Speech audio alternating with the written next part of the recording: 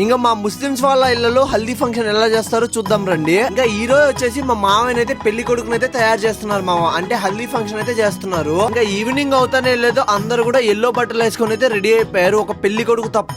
ఇంకా పెళ్లి కొడుకుని తీసుకువచ్చి మధ్యలో కూర్చోబెట్టి ఇంకా సాంగ్యాలు అన్ని కూడా రెడీ చేశారు. ఇంకా సాంగ్యానికి వచ్చేసి బట్టలు, పూలు, మలిద ఇవన్నీ కూడా పెట్టారు.